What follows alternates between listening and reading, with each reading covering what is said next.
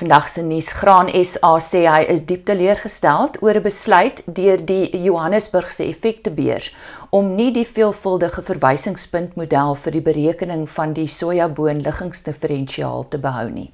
Volgens Graan SA is die model oor 2 bemarkingsseisoene getoets, nadat die JSE die bedryf versoek het om alternatiewe vir die bestaande enkel verwysingspuntstelsel voor te stel.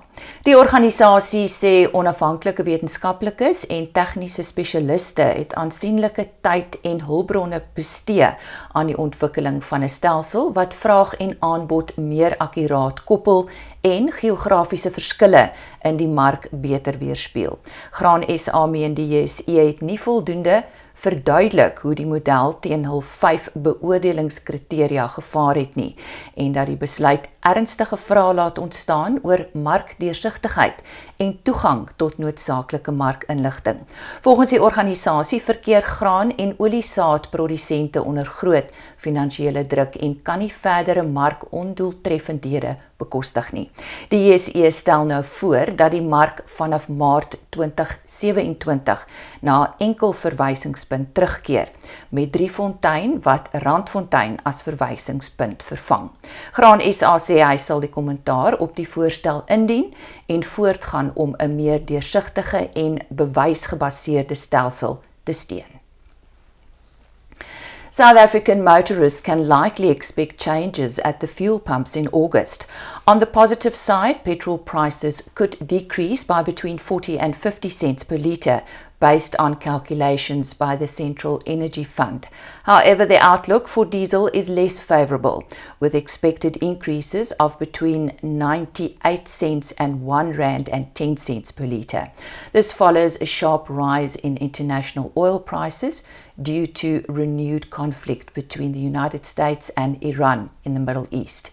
Brent crude oil has increased from about $72 per barrel in early July to around $85 per barrel. The situation remains volatile and final fuel prices for August will depend on oil prices and the rand-dollar exchange rate during the remainder of the month.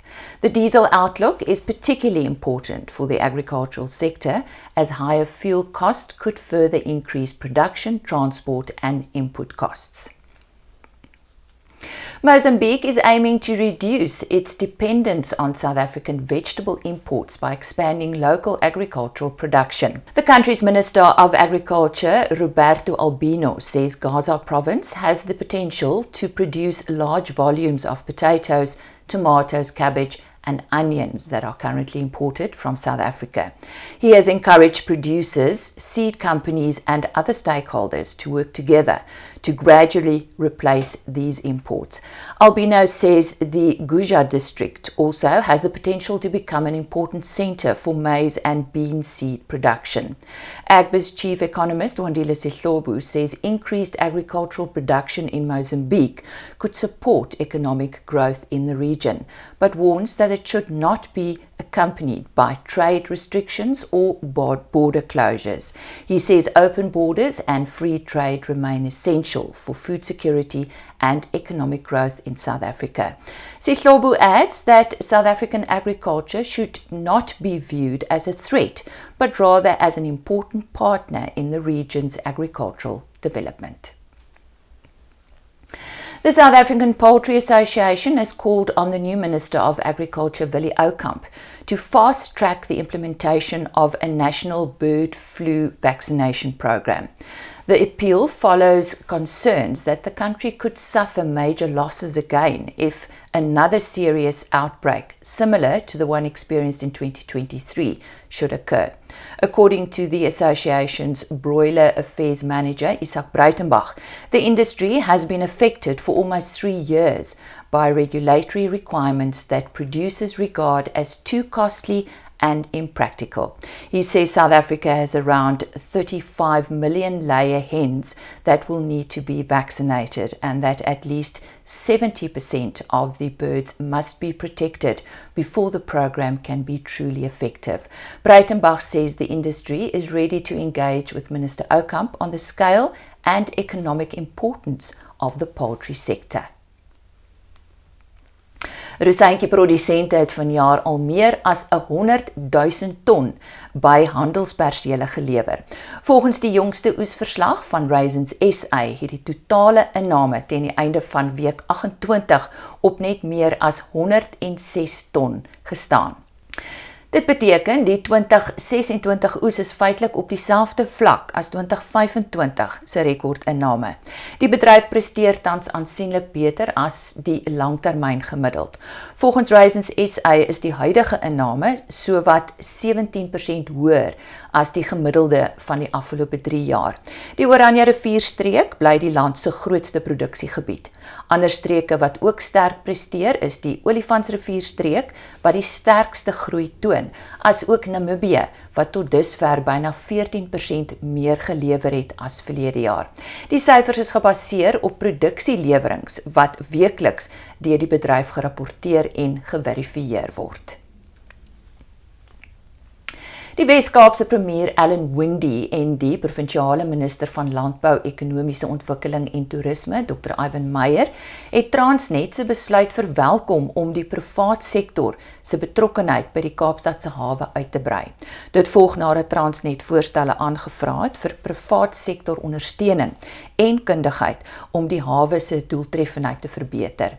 Volgens Windey is die hawe uiters belangrik vir uitvoerders in die Wes-Kaap, veral in die landbou, vervaardigings- en vissery- en toerisme sektore.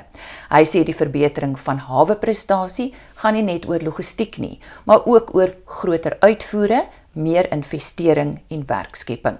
Die hawe het die afgelope paar jaar met uitdagings soos opeenhopings, vertragings en instandhoudingsagterstande geworstel. Dit het kostes vir uitvoerders verhoog en Suid-Afrika se mededingendheid in internasionale markte benadeel. Meyer sê 'n meer doeltreffende hawe sal ondernemings help om produkte vinniger en goedkoper te verskuif. Hy meen dit kan die hele waardeketting versterk, van plase en fabrieke tot logistieke maatskappye en kleinhandelaars. Die hervorming strook ook met die Wes-Kaapse regering se strategie om ekonomiese groei te versnel en meer werksgeleenthede te skep. Die internasionale wolbedryf het in Junie in Dalang, China, byeengekom vir die 95ste kongres van die internasionale woltekstielorganisasie, oftewel die IWTO. Altesaam 238 afgevaardigdes van reg oor die wêreld het die byeenkoms bygewoon, insluitend 'n sterk Suid-Afrikaanse afvaardiging met verteenwoordigers van Cape Wool SA, BKB, Standard Wool en die Nasionale Wolkwekersvereniging.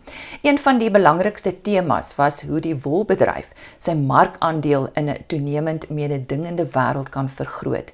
Monica Ebert van Cape Wool SA het gesê die wêreldwye welstandsekonomie bied 'n belangrike geleentheid vir wol. BKB se uitvoerende bestuurder vir wol en bokkar, Isak Staats, het in sy aanbieding gesê wolpryse het die afgelope jaar herstel, maar dat die verbetering hoofsaaklik deur kleiner wêreldvoorrade ondersteun word en nie noodwendig deur 'n sterker verbruikersvraag nie. Die volgende IWTO-kongres vind van 20 tot 22 April volgende jaar in Stellenbosch plaas met Cape Wool SA as die gasheer. Die Suid-Afrikaanse Rooibosraad het 'n nuwe wetenskapgebaseerde projek bekendgestel wat rooibos na die internasionale ruimtestasie sal stuur. Die Rooibos en Space Inisiatief word in samewerking met Max IQ Space en die Suid-Afrikaanse Nasionale Ruimteagentskap aangepak. Volgens die Rooibosraad sal rooibossaad in Oktober vanjaar na die ruimtestasie gestuur word, waar dit vir etlike weke aan mikrogravitasie en ruimtestraling blootgestel sal word. Wanneer die sade terugkeer aarde toe, sal dit saam met gewone sade geplant word om die uitwerking van ruimtetoestande op ontkieming, groei en opbrengs te bestudeer. Leerders van 7 skole in die Cederberg tesame met rooibosprodusente sal aan die projek deelneem. Die Rooibosraad se direkteur, Dawie de Villiers, sê die projek bring landbouwetenskap en onderwys byeen en sal help om belangstelling in wetenskap en tegnologie onder jong mense te bevorder. And the Endangered Wildlife Trust is calling on South Africans to participate in the National Crane Census from 24 to 27 July. The project aims to determine the population sizes of South Africa's 3 crane species. These include the blue crane, which is South Africa's national bird, as well as the grey-crowned crane and the wattled crane. The census plays an important role in conservation planning and helps scientists monitor population trends and potential threats facing the species. Members of the public are encouraged to record crane sightings during the census weekend and submit their observations to the project. The Trust says citizen participation is extremely valuable as it helps to collect information from different parts of the country.